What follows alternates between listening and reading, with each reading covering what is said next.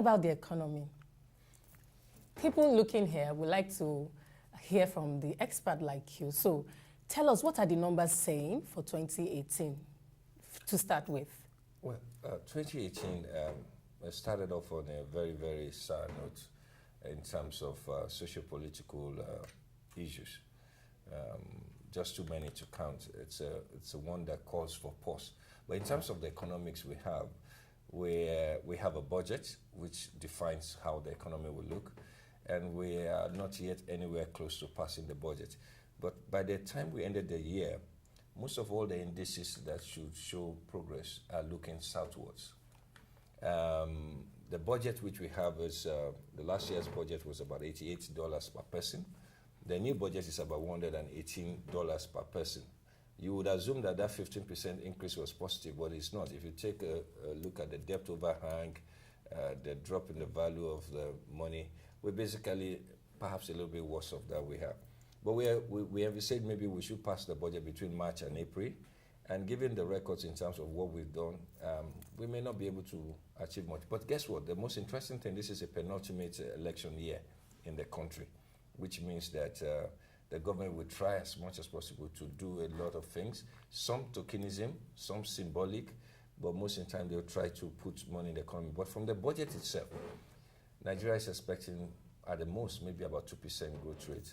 Any economist will tell you that if Nigeria cannot achieve any growth rate matching the rate of growth in population, it's not a good one.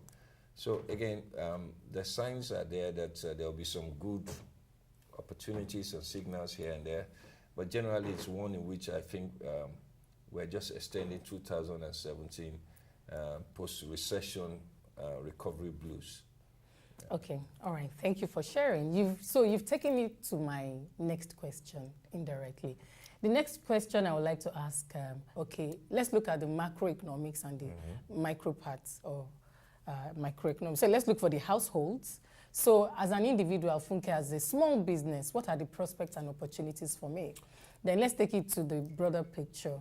As a nation, what are your views? One of the challenges I personally face is that every time you do a budget, an economic plan or anything, you must always be able to reduce it to the level of the household.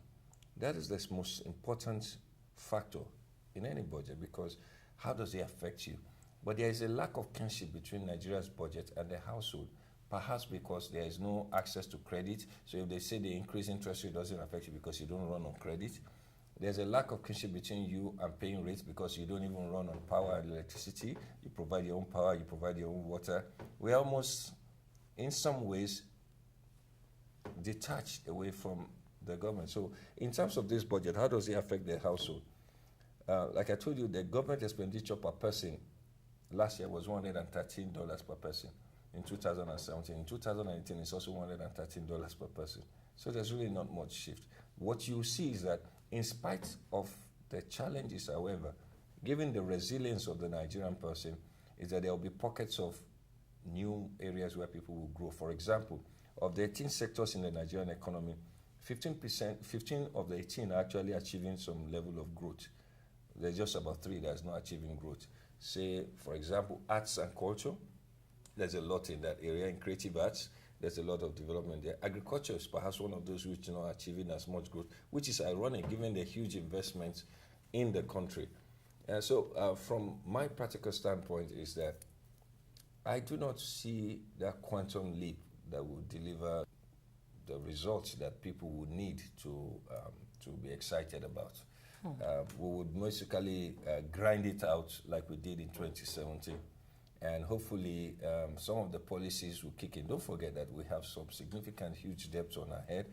And the one thing government would do is to continue to harass people like myself, yourself, and every other person to pay more taxes.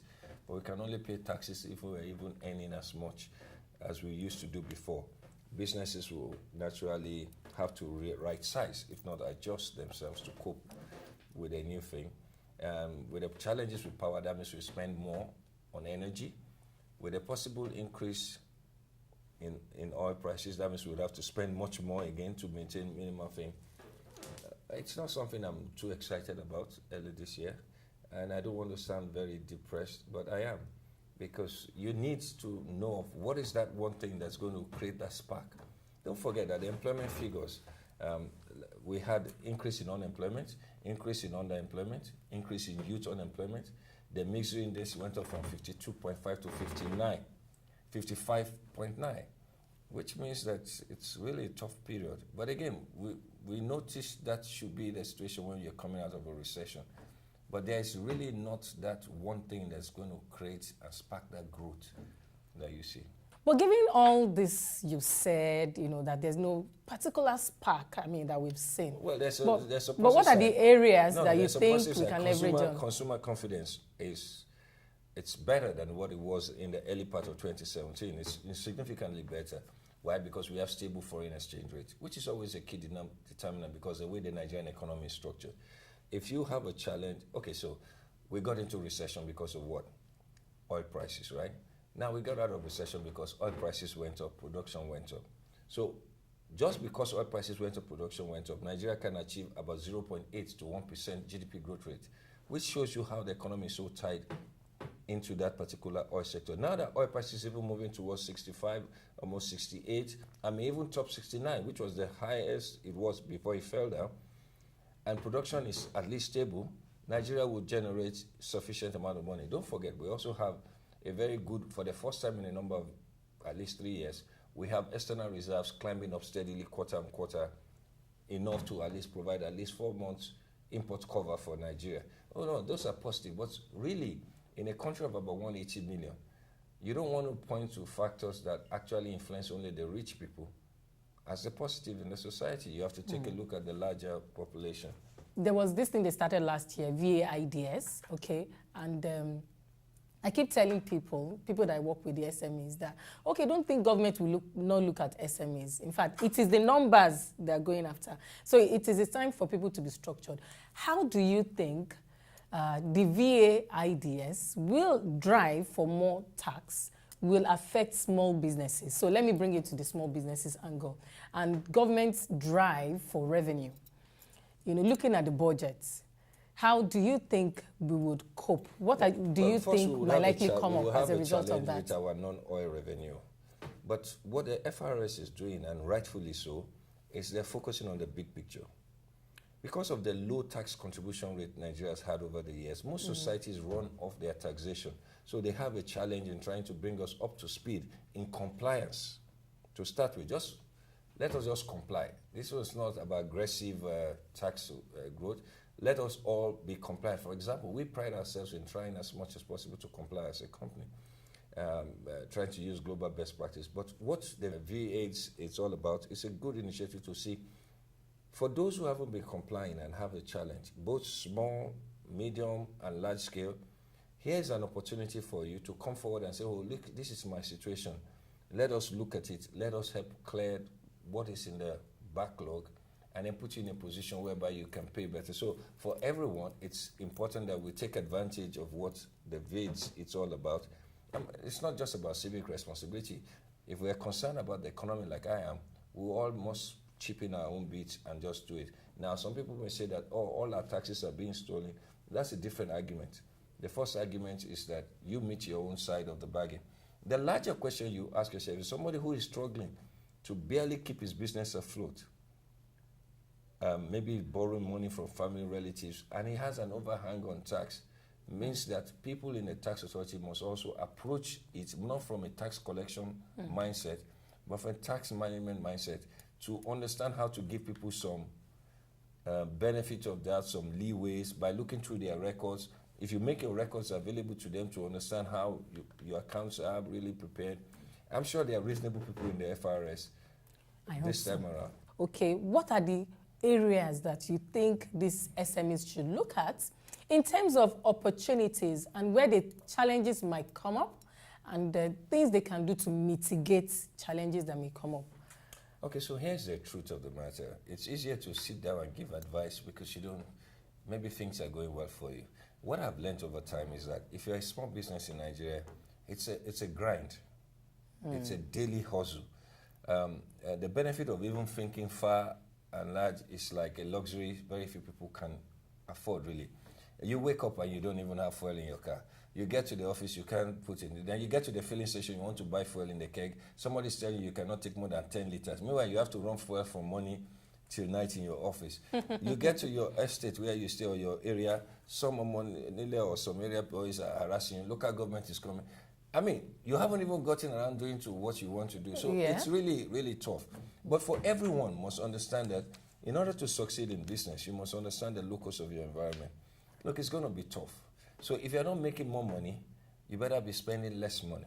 Did you hear that? My people, did you hear that?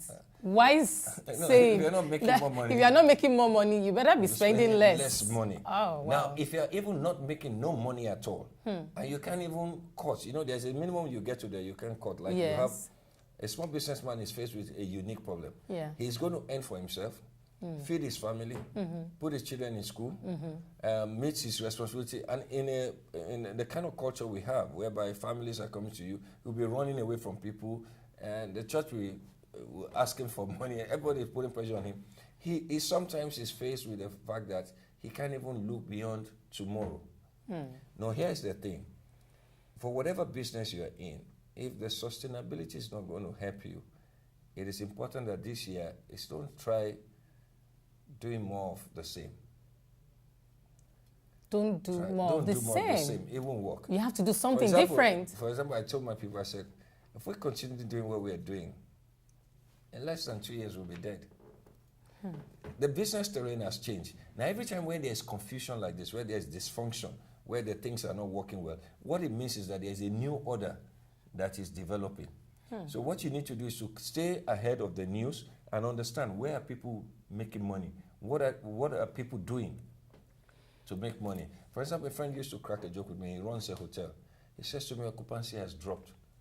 That in a 50-room hotel, they can barely fill 20. Wow. And then he has to drop staff. But there's a minimum that you will drop to. Definitely. You need to keep some staff to keep the business going. People who come to the hotel just come and sleep and go. They don't even buy food, which means that it's only more like running a real estate business. Wow. So he's now faced with a reality to say that, how do I run my business? Because I have to run diesel for them. The same diesel you run for 50 is the same you run for 20. Absolutely. Even if it's just 5 people there, you still run the diesel. You can't run petrol engine. And diesel prices are not coming down, they're going up. Maintenance is going up. There's somebody you have to put there to actually run it for you. There's security you have to provide. There's reception. You have to do cleaning for them. Sometimes you have to pick up people from the airport. So when he looks at his balance sheet every month, he's always in the negative. But there's a limit to which that negative can stay. So he has real problems he has to deal with. So that's when you said, I sound a bit too negative. It's not negative, it's reality.